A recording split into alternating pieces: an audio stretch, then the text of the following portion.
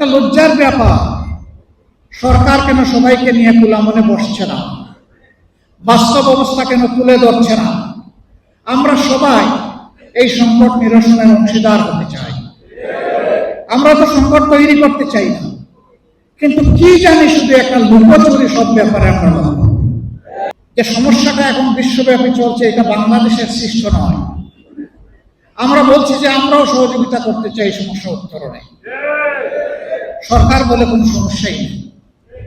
এমনভাবে বিবৃতি দেওয়া হয় সংসদের ভিতরে, মনে হয় যেন সমস্যা তো নাই, বরঞ্চ উদ্বৃত্ত তেলের উপর ভাসছে বাংলাদেশ। লজ্জা। আমরা জিজ্ঞেস করেছি, তাই যদি হয় তাহলে এক একজন গাড়ি চালক, এক একজন বাইক চালক কেন তাহলে পেট্রোল পাম্পের সামনে গিয়ে ঘন্টার পর ঘন্টা তাদেরকে অপেক্ষা করতে হয়? কিলোমিটারের পর কিলোমিটার কেন লাইনে থাকতে হয়? কেন তাদেরকে উদ্দেশ্য করতে হয়? কেন তাদেরকে বৃষ্টিতে ভিজতে হয়?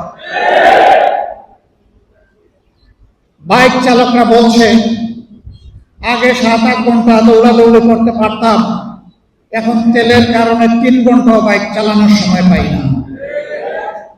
জনজীবনের সকল ক্ষেত্রে এই দুঃসহ যাতনা নেমে এসেছে।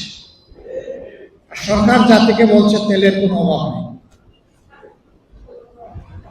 এটা অবশ্য কি, তেলের অভাব কার জন্য নাই এটা বলে নাই।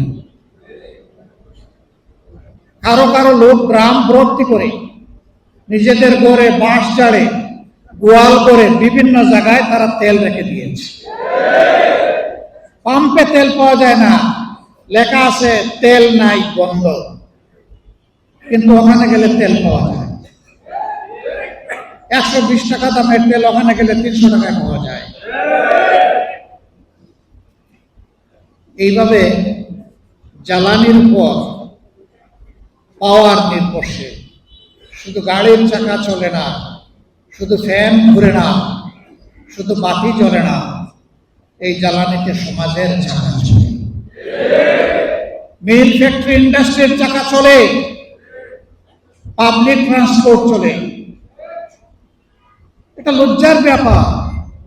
সরকার কেন সবাইকে নিয়ে খোলা মনে বসছে না? বাস্তব অবস্থা কেন তুলে ধরছে না?